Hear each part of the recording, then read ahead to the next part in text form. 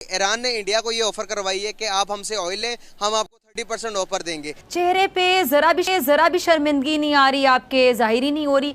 यानी पूरे south Asia में अगर हम देखें तो कोई एक मुल्क जो तरक्की करता हुआ हमें नज़र आ रहा है वो है इंडिया, और ऐसी तेज़ रफ्तारी से भाग रहा है कि लगता है कि यहाँ पे जो बाकी मुल्कों को फेस करना पड़ा है वो क्यों नहीं फेस करना पड़ा भारत को। देखिए, ये एक स्टडी होना चाहिए, इसकी पूरा एक ये केस स्टडी है।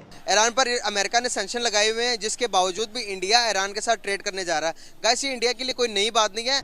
वो कितना तरक्की कर गया है इंडिया, कैसे किया उसने इतनी तरक्की, उसके पास ऐसा कौन सा जादू का चिराग है, उन्होंने कौन सा मंत्र फूंका है, मतलब क्या मैजिक है उनके पास। ये चल क्या रहा है, हो क्या रहा है।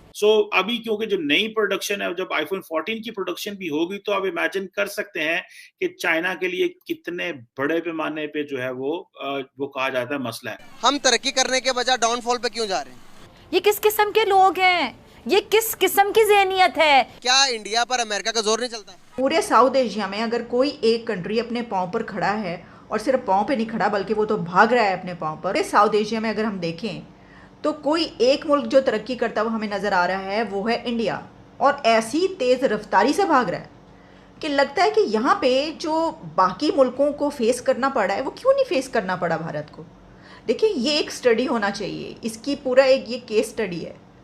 अगर कोई मुल्क इस रीजन का, चले हम दुनिया को नहीं कहते, हम कहते हैं कम से कम ये जो कंट्रीज़ हैं वो अगर ऊपर जाना चाहते हैं, तरक्की करना चाहते हैं और मुश्किल हालात से निकलना चाहते हैं, तो क्या उनको ये केस स्टडी नहीं करनी चाहिए कि पूरे साउथ एशिया में एक ही कंट्री है इस वक्त जो कमाल की तरक्की करता हुआ नज़र आ रही है, यानी दुनिया की 5th लार्जेस्ट इकॉनमी भी बन गया, और जीडीपी ग्रोथ, और ट्रेड की हम बात करें, हम एक्सपोर्ट्स की बात कर लें, इंपोर्ट्स की बात कर लें, मतलब किसी भी शोबे की तरक्की की बात कर लें, तो पूरी दुनिया में वो डिस्कस होता रहता है, लोग उसके ऊपर बात करते हुए नज़र आते हैं। पता चला हमें जनाब के दुनिया का जो दूसरा अमीर तरीन बंदा है वो भी वहाँ से बन गया।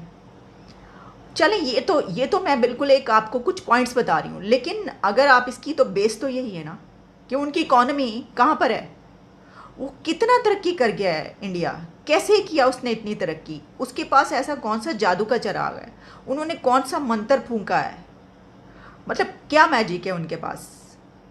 ये हमें देखने की ज़रूरत है, हमें सोचने की ज़रूरत है कि क्या उनके पास है ऐसा कि जिसमें पूरे साउथ एशिया में अगर कोई एक कंट्री अपने पाँव पर खड़ा है, और सिर्फ पाँव पे नहीं खड़ा बल्कि वो तो भाग रहा है अपने पाँव पर, और आगे वो ये कह रहा है, वो ये क्लेम करता हुआ नज़र आ रहा है कि सुपर पावर उसने बनना है।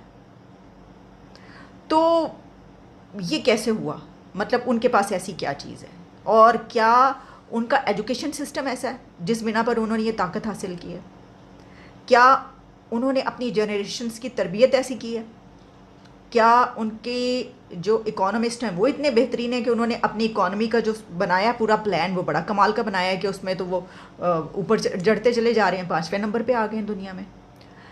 क्या वहाँ के टीचर्स बहुत कमाल के हैं, क्या वहाँ का हेल्थ सिस्टम बहुत ज़बरदस्त है कि हमारे पास से लोग वहाँ पर इलाज करवाने के लिए जाते हैं, ट्रीटमेंट के लिए, हमारे भी बहुत बड़े बड़े डॉक्टर्स यहाँ पर मौजूद हैं, और इसके बावजूद हमारा कोई हॉस्पिटल का ऐसा है कि दुनिया में कोई वो अच्छे नंबरों पर आए, अव्वल नंबरों पर आने वाला, और फिर अगर ऐसा है तो फिर यहाँ से जो है वहाँ पर इलाज करवाने क्यों जाते। यानी कोई तो एक शोबा होता है ना जिसमें हम अच्छे हों, हो सकता है ना इस तरह कि हम एजुकेशन में चलें, ठीक है, ओके, फिर क्या हुआ, देखिए ना, वो अगर उसमें हैं, मेडिकल में अच्छे हैं, उन वहाँ पर बड़े अच्छा इलाज होता है, बड़े अच्छे डॉक्टर्स हैं, तो हमारे पास देखिए हम एजुकेशन में कितने अच्छे हैं, एजुकेशन में भी वो अच्छे हैं, देखिए हम इकोनॉमी में कितने अच्छे हैं, इकोनॉमी में भी वो अच्छे हैं।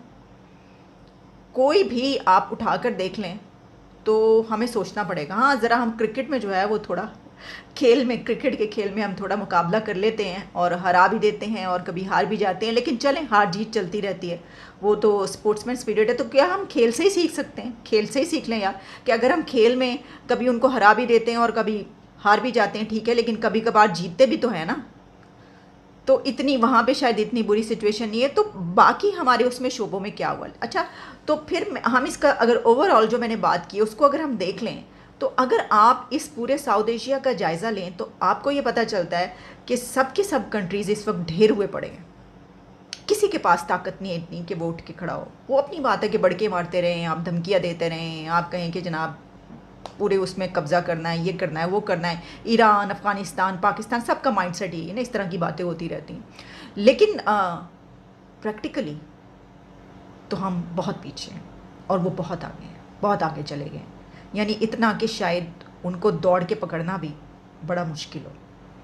और क्या हम ये दौड़ लगाने के काबिल हैं, या हो पाएंगे, या हो सकेंगे?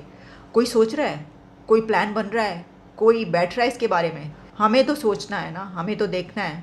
तो कोई केस स्टडी हो रही है ऐसी कि क्या हमें क्या करना चाहिए कि हम भी इससे निकल जाएं, और कोई तो उनकी ऐसी बात होगी।